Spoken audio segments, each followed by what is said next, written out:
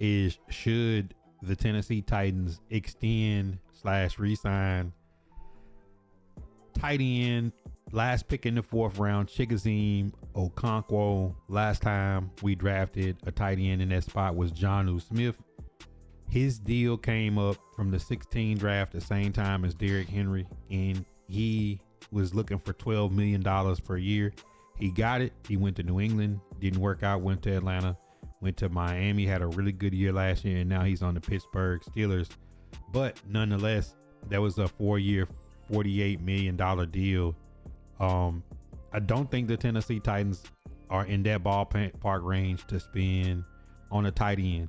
Now, you just seen the Ravens just paid, just extended Mark Andrews. He's their all-time leader, just about in all categories, catching the football. And he's an inline tight end, and every down, 3-down tight end. And they have Isaiah Likely. Well, Isaiah Likely is looking, based on Spotrac, him and Kyle Pitts is looking at that $10 million plus a year range at tight end. Having a valuable pass catcher that can block in this day and age is just about as important. I mean, look at Travis Kelce. You just go around the league. The good teams got good tight ends, the George Kittles of the world. So Chig is not the best run blocker. He actually scores pretty low, but he has played in every single game of his career in Nashville. And when you take that 4-year stretch since he's been drafted, he has caught more passes. He has more run after catch. He has more yards. And right now on the Tennessee Titans, he leads the Tennessee Titans in receiving.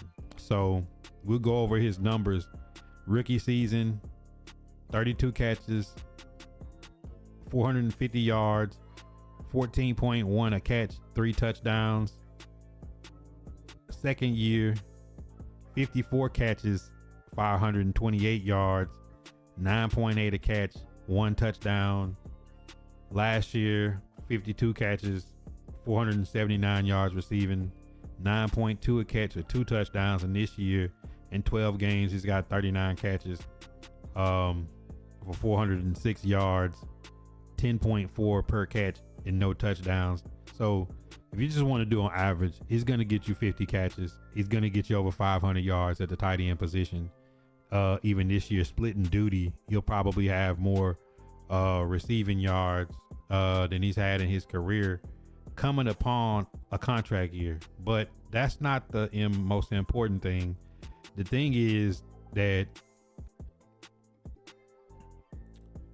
availability is the best ability, and I feel like if the Titans can get a team-friendly deal, get it signed early, and extend Chig for 2 to 3 years with like an incentive-laced deal, they have a lot of cap space. There's not many players in the last 4 years that's even been worthy of even having a conversation. Most of these guys don't make it. Let me teach you how to vibe. They get cut before they get to this position.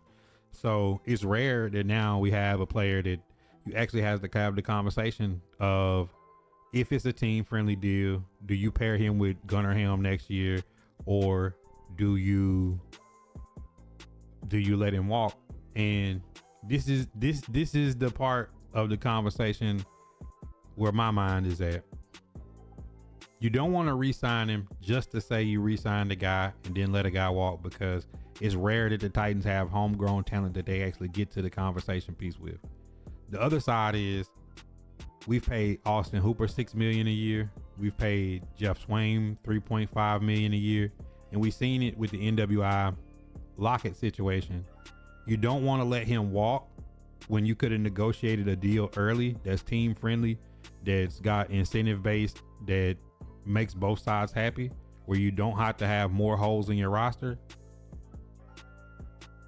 And then missing the draft on the guys that you like. Like, I like Royer. I like Stowers out of Vanderbilt. I like the 2 tight ends out of Georgia. It's some late round guys in there you may could take a shot to pair with Gunnar Helm and have DMR come back, because he's under contract the next year.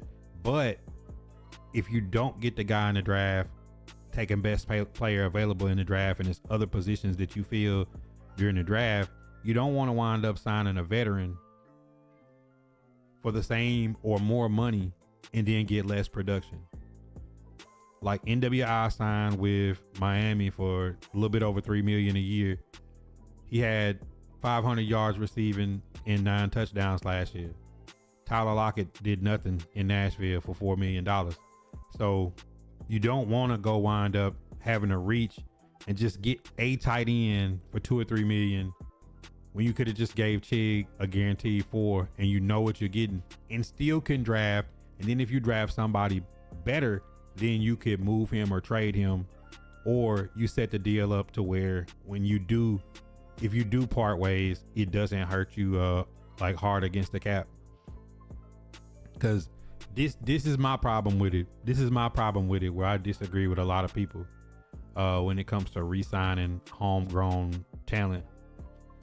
If you continue to do that to where the guys you draft that actually have talent that maybe you're not getting the best out of them because the coaching staff or the rest of the roster or however it may be, when you get into replacing guys that you have never missed a game in his career and you go give L'Jarius Sneed $76 million, or you go give Dan Moore $82 million, but then you part ways with Harold Landry over the $20 million.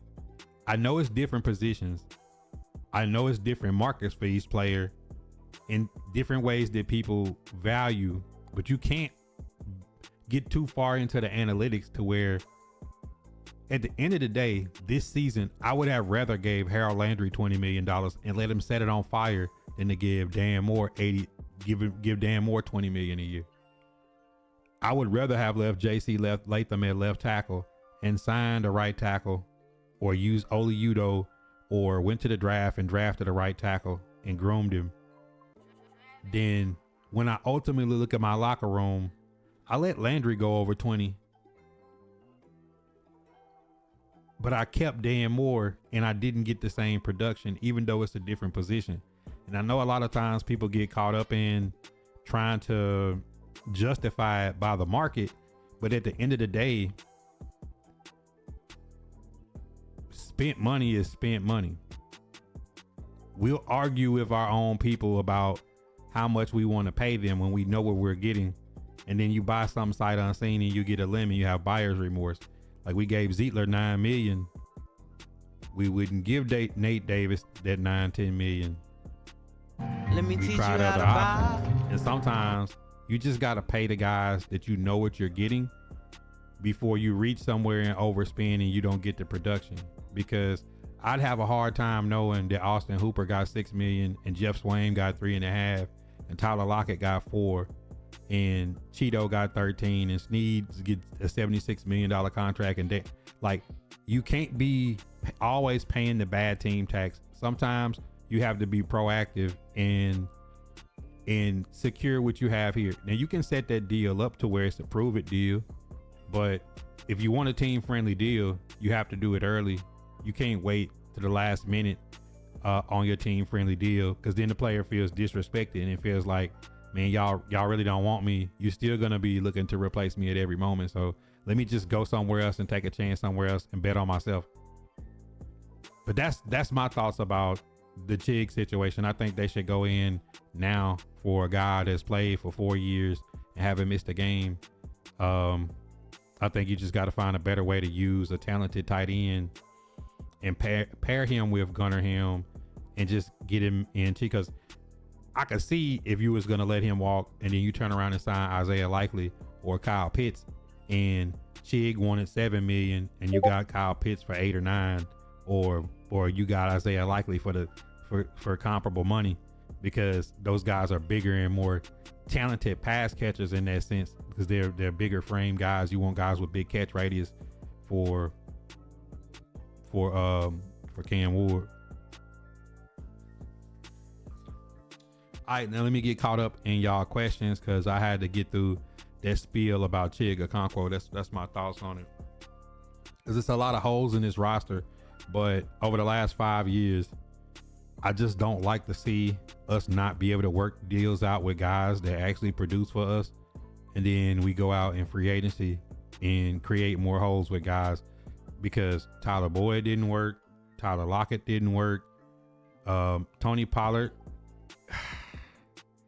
I don't know if you know, Tony Pollard's making, you know, 7-8 million a year. If you could get Breece Hall for the same price as Tony Pollard, you know, it's like sometimes you just got to pay your guys and keep them. You know, we don't have to get into the AJ Brown situation and go back and see how bad that was. But sometimes when you draft talent, like I'd rather say we gave Chig, you know, $5 million a year at tight end and pay him and it not work, then we bring some free agent tight end in here and give him $4 or $5 million and the guy play half the season and look around and don't appreciate, you know, the situation that he's in.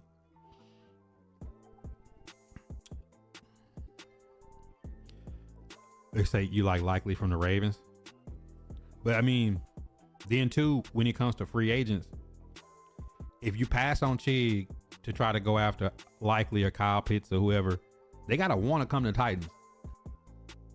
They gotta want to come to the Titans. You know, even if you're on a 1-win season or a 3-win season, that Chig Okonkwo is gonna give you 100%. So sometimes you gotta think of it like that.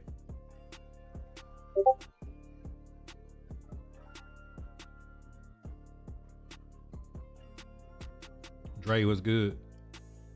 We just going over the Chig Okonkwo. Should they sign him? Should they not? I mean, I did the other post. If y'all want to go back and look at that post I had where you talk about 60 active players that's across the NFL that are former Titans that are on people's active 53-man rosters, and a lot of them produce. Y'all get to see a lot of these guys play on Sundays for other teams and produce. And then some of the guys that we replaced those guys with didn't work out and been long gone. Just like you look at the draft class of 20 with John Robinson, the draft class of 21 with John Robinson. You talk about the 2 Rand Carthon draft classes, and you go through that set of time, and Chig, Peter Skoronski, like it's literally only like 2 or 3 guys that you would even sit and question, should you resign? The question on Roger McCreary was answered that they traded him to the Rams. Unfortunately, he got hurt. You know, you just look over that period of time and say, in a 4-year span, how many of these guys actually make it to the board for the Tennessee Titans to have the conversation about, should we resign or should we extend these guys? Pete should be extended. I think they should do something a little special for Jeff. Congratulations to Jeff. He just got the Walter Payton Man of the Year for the Titans, the nomination for this team, along with Derrick Henry. Go figure, right? And you gotta truly look at that and say that has something to do with the reason why the roster looks the way it looks. Let me teach you because how to the last time that they was able to be in this situation, you know, Jack Conklin is gone. We're gonna play him Sunday for the Browns. Isaiah Wilson, Nicholas Petit-Frere, Dillard, Dennis Daly. Like, look at all the guys that they've tried to put in this position and give money to. Like, Dillard was a $10 million signing. You know, like some of these guys got good money. And I just hate to say that we're looking at our 53 and be overly critical with Chig, when at the end of the day, like, you can't question his fight for the team, because right now leads in catch, leads in yardage, and leads in run after catch. So for being a solid target for Cam Ward in that move tight end position, that don't mean you still couldn't draft another tight end in a later rounds like you did and get a steal with Gunnar Helm. But if you let Chig walk, is Gunnar Helm at tight end 1 and DMR is your second tight end, you still gonna have to have 2 more tight ends at least on the roster, because the Titans don't run fullbacks.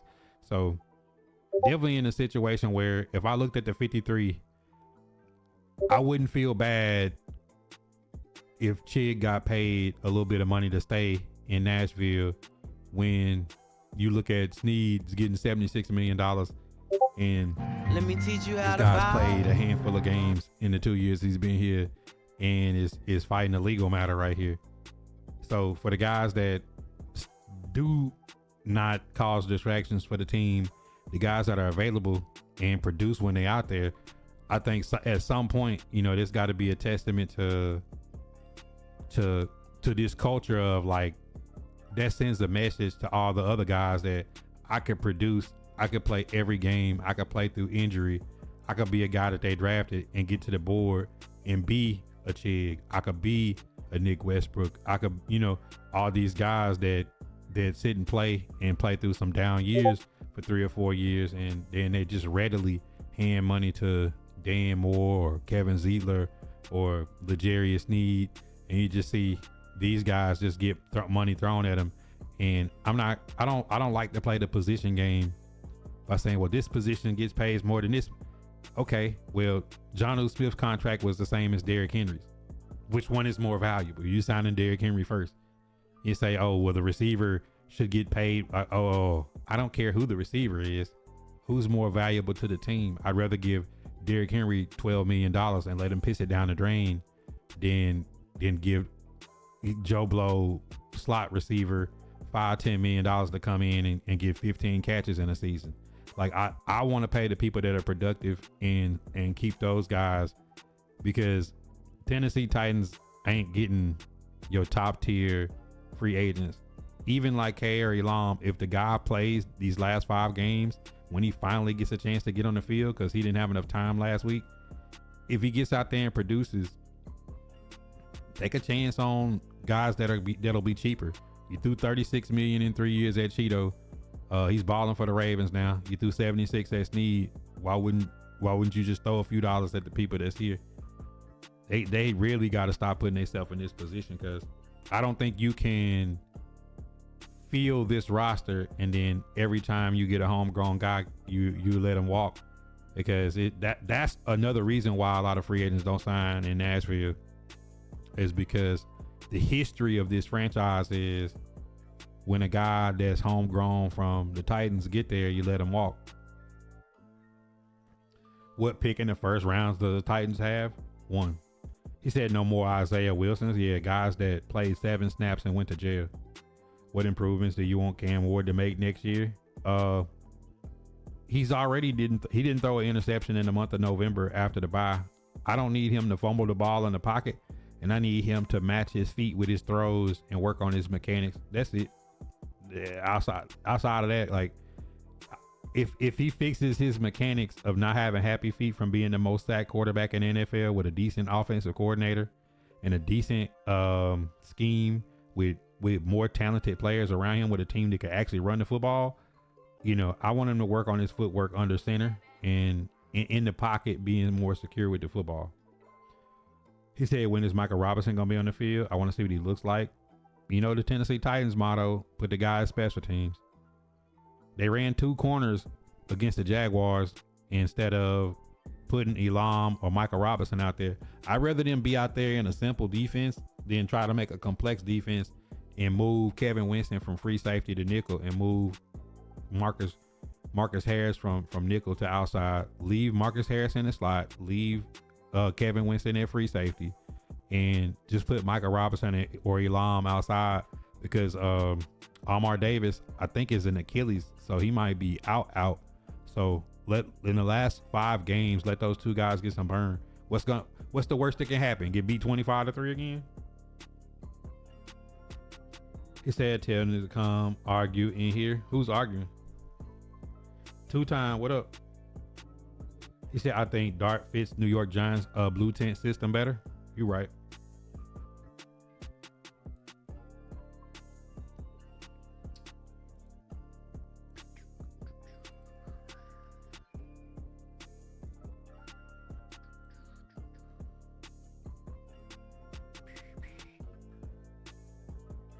They're not drafting Caleb Downs. They just gave Amani Hooker an extension, and they just drafted Kevin Winston Jr.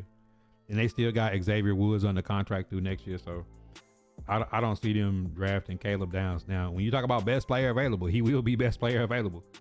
But Tennessee Titans don't need to draft. Let me teach you how to vibe.